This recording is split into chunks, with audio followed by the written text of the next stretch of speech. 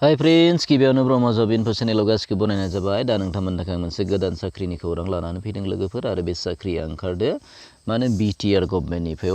अर्थात Bodoland territorial council रिजननिफ्राय ओंखारदो लोगोफोर दा बे साख्रियानो मा नङा होमबा मानि साख्रि ओंखारदो लोगोफोर आरो बे साख्रिया एप्लाइ खालामनो थाखाय नोंथांमोना मा खालामनांगोन न' बे गासै बाथ्राफोरखौ आं बे भिडिअनि थ्रु नोंथांमोननो फारि फारि खोन्थालांगोन बे भेकेन्सिनि थाखाय सोर एप्लाइ खालामनो हागोन बे माने भेकेन्सिया ओंखारदो नटिफिकेसना ओंखारदो लोगोफोर 12 तारिख खालि 12 अक्ट'बर 2022 ओके 12 अक्ट'बर 2022 लोगोफोरनि एडभार्टाइजमेन्ट पार्सनिं to women and child development under social welfare department ओके दा बे ससियेल वेलफेयार डिपार्टमेन्टनिफ्राय ओंखारदो लोगोफोर बे भेकेन्सिया आरो बे भेकेन्सिखौ मोननो थाखाय नोंथांमोना मानो BTR नि जि अफिसियेल वेबसाइट बेयाव थांनानै BTR गभर्नमेन्टनि जि अफिसियेल वेबसाइट बेयाव थांनानै नायबानो जाबाय अर्थात bodoland.gov.in बे अफिसियेल वेबसाइटआव थांनानै नोंथांमोना चेक खालामनो हागोन नै बेनो आं लोगोफोर बे गभर्नमेन्टनि जि अफिसियेल वेबसाइट बे सिङाव हाबबोबाय लोगोफोर नैयाव दंखायो इनिफ्राय बे जि 12 तारिख खालि फोसावजानाय बे एडभार्टाइजमेन्टखौ नायबानो जाबाय लोगोफोर बेयावनो गासै डिटेल्सखौ मोनजोबनो हागोन नोंथांमोना नैयाव डाउनल'डआव होबानो जाबाय डाउनल'डआव होबानो बेनि जि डिटेल्स बेखौ गासिखौबो मोननो हागोन लोगोफोर नै बेनो जोंना माने जि बेनि जि एडभार्टाइजमेन्ट बे डाउनल'ड जागासिनो दङ लोगोफोर डाउनल'ड जाबानो आङो नैयाव खारो नै डाउनल'ड जाबायानो लोगोफोर दा बेयाव टटेल भेकेन्सिया दङ लोगोफोर बेयाव खेबसे फरायनानै होदों आङो नै director of women and child development BTC निफ्राय फोसावजादों लोगोफोर बेयो अर्थात माने ससियेल वेलफेयार डिपार्टमेन्टनिफ्राय बेखौ फोसावनाय जादों लोगोफोर दा बेयाव होखादों application are invited for the eligible candidate for द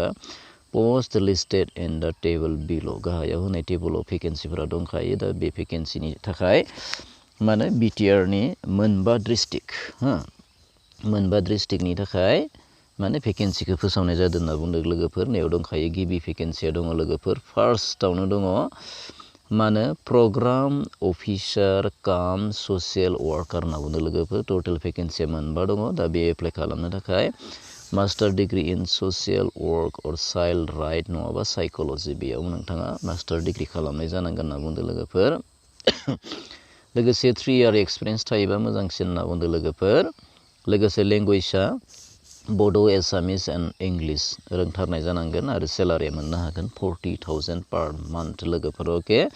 नेक्स्ट भेकेन्सिया दङ लोगोफोर काउन्सिलर भेकेन्सि दङ टटेल मोनबा भेकेन्सि आरो बेनि एजुकेशनेल क्वालिफिकेसना एखेयानो लोगोफोर मास्टार डिग्री खालामनाय जानांगोन ससियेल वार्कआव नङाबा चाइल्ड राइटआव नङाबा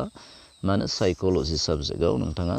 माने मास्टार डिग्री खालामनाय जानांगोन ओके आरो बेनि थाखाय 3 इयार एक्सपिरियेन्स नांगोन लेंगुवेजआ बड' एसामिस एन्ड इंलिशआव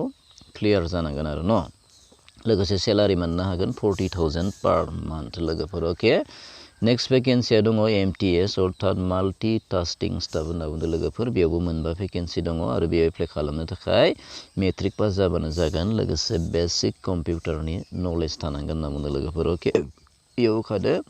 बेसिक कम्पिउटार स्किल्स अर्थात बेसिक कम्पिउटारनि नलेज थानांगोन आरो बेयाव 2 इयार एक्सपिरियेन्स नांगोन लेंगुवेजआ बड' एसामिस एन्ड इंलिश बेखौ फ्लुएन्टलि रोंनाय जानांगोन होनना बुंदों लोगोफोर आरो सेलारि मोननो हागोन 12,000 पर मान्थ लोगोफोर ओके दा बे भेकेन्सिफोरा टटेल 15टा भेकेन्सि दङ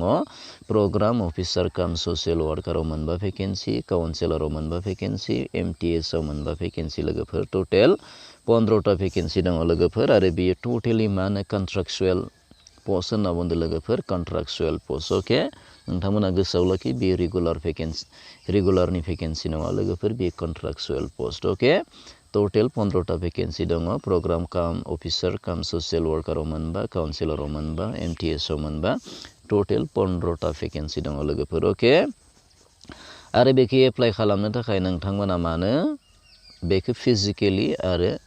माने पस्टनि गेजेरजोंबो बेखौ एप्लाइ खालामनो हागोन होनना बुंदों एप्लाइ खालामनो हागोन लोगोफोर 28 अक्ट'बरनि सिगां बेखौ मानो अफिसाव सहैनाय बायदि गाहायाव मोनसे बेनि एड्रेस दङ बेखौबो होगोन आङो बे एड्रेसाव सहैनाय बायदि नोंथांमोना फिजिकेलि थांनानैबो हैनो हागोन नङाब्ला नोंथांमोना बेखौ बाय पस्टबो हरनो हागोन होनना बुंदों लोगोफोर ओके 28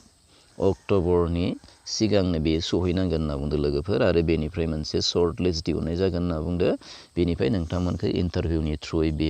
भेकेन्सिखौ माने फिलआप खालामनाय जागोन होनना बुंदों लोगोफोर इन्टारभिउ लागोन होनना बुंदों लोगोफोर मोनसे सर्ट लिस्ट दिहुनगोन आरो बे सर्ट लिस्टखौ माने BTC गभर्नमेन्टनि अफिसियेल साइटआव होनाय जागोन नोंथांमोना बेखौ भिजिट खालामबाय थाबानो जाबाय अर्थात बेनि अफिसियेल साइटआ जाहैगोन bodoland.gov.in बे अफिसियेल वेबसाइटआव थांना नोंथांमोना चेक खालामबाय थाबानो जाबाय बेनि जि सर्ट लिस्टखौ माब्ला फोसावनाय जागोन आरो फोसावबानो आंबो भिडिअनि थ्रु आंनि चेनेलाव फोसावगोन लोगोफोर नोंथांमोनाबो चेक खालामबाय थाबानो जाबाय अके दा बेयाव एप्लाइ खालामनो थाखाय नोंथांनो मानो टार्म्स एन्ड कन्डिसन नांगोन होनना बुंदों लोगोफोर दा बे एप्लाइ खालामनो थाखाय गिबियावनो मा नांगोन मानो नोंथांमोना गांसे स्टेन्डार्ड फर्म गांसे लानांगोन लोगोसे बेयाव नोंनि डिटेल्सखौ फिलआप खालामनांगोन बेजों लोगोसे मा खालामनांगोन पासपर्ट साइज फट' गांसे होनांगोन बेनिफ्राय एज प्रुफनि थाखाय मेट्रिकनि एडमिट कार्ड नङाबा सार्टिफिकेटखौ होथारनांगोन होनना बुंदों लोगोफोर बेनि अनगायैबो माखासे डकुमेन्टसफोर होनांगोन नोंथाङा जिखिनि फरायबाय नङा होमबा अर्थात मास्टार डिग्रिसिम फरायदोंबा नोंथाङा मास्टार डिग्रिसिम डिटेल्स मेट्रिकनिफ्राय गासिखौबो होजोबनांगोन लोगोसे सेल्फ एटास्टेड खालामनांगोन होनना बुंदों लोगोफोर अके बेखिनिखौ होनांगोन बेनिफ्राय पस्ट अफिसाव नोंथाङा माने बेखौ फिलआप खालामनांगोन आरो ना पस्ट एप्लाइ खालामनाय समाव नैबे एड्रेसाव नोंथाङा माने एड्रेसाव बेखौ हरनांगोन आरो ना बे अर्थात एड्रेसखौ लिरनानै होनांगोन बाय पस्ट हरोब्ला आरो बाय पस्ट नङाबा फिजिकेलि थाङोब्लाबो नोंथाङा बे एड्रेसखौ माने एनभेलपनि सायाव लिरनानै होनांगोन आरो मानि थाखाय एप्लाइ खालामदो बबे मोनसे पस्टनि थाखाय एप्लाइ खालामदो बेखौबो नोंथाङा माने मेनसन खालामनांगोन आरो ना एप्लिकेसन फर दा पस्ट अफ नोंथाङा काउन्सिलरनि थाखाय ना MTSनि थाखाय ना बबे मोनसेनि थाखाय एप्लाइ खालामगोन न बेखौबो एनभेलपनि सायाव बरियासे लिरनानै होनांगोन लोगोसे बेनि बेक साइडआव नोंथांनि डिटेल्स अर्थात एड्रेसखौ होनांगोन आरो ना दा नैबेनो लोगोफोर बबेयाव हैनांगोन नोंथाङा बेनियाव जइन्ट डाइरेक्टर काम CHD लोगोसे directorate of women and child development BTC village माने दिमालगाव PO तितागुरि पिन 783370 क'क्राझार अके बे एड्रेसाव नोंथांमोना मा खालामनांगोन नोंथांनि CVखौ अर्थात डिटेल्सखौ नोंथाङा बे बबे पस्टआव एप्लाइ खालामदो बेनि उइथ डकुमेन्टस अके नोंथाङा बेखौ मा खालामनांगोन बरियासे एनभेलपआव सोनानै बेखौ पेस्ट खालामनानै नोंथाङा सेन्ड खालामनांगोन आरो नोंथाङा फिजिकेलिबो थांनानै हैनो हागोन नङाबा बाय पस्टनि थ्रुयैबो नोंथाङा बेखौ हरनो हागोन होनना बुंदों लोगोफोर अके दा बेनि हरनायनि जोबथा खालारा मा खालामनांगोन 28 अक्ट'बरनि सिगांनो बेयो अफिसाव सहैनाय बायदि नोंथांमोना माने हरनांगोन आरो ना खाथिबाथ' नोंथाङा थांनानै हैनो हाबाय आरो गोजानब्लाबो जुदि समा मिलायाब्ला नोंथाङा डाइरेक्ट फिजिकेल थांनानै बे अफिसावबो हैनो हागोन होनना बुंदों लोगोफोर अके लोगोसे बेयाव एप्लाइ खालामनो थाखाय बैसोनि सिमाखौ लाखिनाय जादों लोगोफोर नैयाव होखादोनै 25 to 38 इयार्ससिम नोंथाङा एप्लाइ खालामनो हागोन होनना बुंदों लोगोफोर 25 years and more than 38 years होनना बुंदों लोगोफोर अके 25 निफ्राय 38 इयार्ससिम नोंथाङा बे पस्टआव एप्लाइ खालामनो हागोन आरो अके लोगोसे खेबसे बुंनानै फिनदों इयाव भेकेन्सिया मा दंमोन लोगोफोर BTR गभर्नमेन्टनि भेकेन्सि लोगोफोर मोनबा डिस्ट्रिक्टआव गासैबो डिस्ट्रिक्टआव मोनसे भेकेन्सि थागोन लोगोफोर दा बेयाव माने एलिजिबिलिटि जायफोरा जाबाय बिथांमोना बेयाव एप्लाइ खालामनो हासिगोनलाय दा बेयाव पस्टखौ खेबसे बुंनानै फिनदों आङो प्रग्राम अफिसार काम ससियेल वार्कारनि मोनबा भेकेन्सि दङ काउन्सिलरनि मोनबा भेकेन्सि MTSनि मोनबा भेकेन्सि लोगोफोर दा बेयाव एक्सपिरियेन्सफोरखौ नागिरनाय जादों 3 आरो 2 अके बेनि उनाव सेलारिया मोननो हागोन 40,000 अफिसारनि थाखाय 40,000 काउन्सिलरावबो 40,000 पार मान्थ लोगोसे 12,000 MTSनि थाखाय पार मान्थ आरो अके दा बेखिनियानोमोन भेकेन्सिया लोगोफोर आरो बेयो टटेलि कन्ट्राक्चुवेल पस्ट होनना बुंदों लोगोफोर अके टटेलि कन्ट्राक्चुवेल पस्ट नोंथांमोना पस्टखौ बुजिनानै लाखादो बेयो रेगुलार पस्ट नङा कन्ट्राक्चुवेल पस्टसो आरो दा बेखिनियानोमोन लोगोफोर भिडिअआ आरो जायफोरा माने भिडिअखौ नायनानै मोजां मोनदों नोंथांमोना लाइक खालामदो शेयार खालामदो आरो सोरबाफोर जुदि आंनि चेनेलाव गोदानब्ला नोंथांमोना चेनेलखौ साबस्क्राइब खालामनानै लादो लोगोसे बेल आइकनखौबो थुनानै होदो जाहाथे आंनि चेनेलाव होनाय बेफोरबायदि गोदान साख्रिनि खौरांफोरखौ मोननो हायो लोगोफोर अके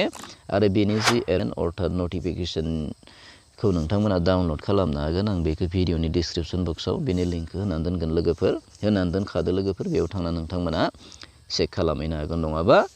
bodoland.gov.in बे अफिसियेल वेबसाइटआव थांनानैबो नोंथांमोना बेखौ चेक खालामनो हागोन आरो अके थेंक इउ फर वाचिं।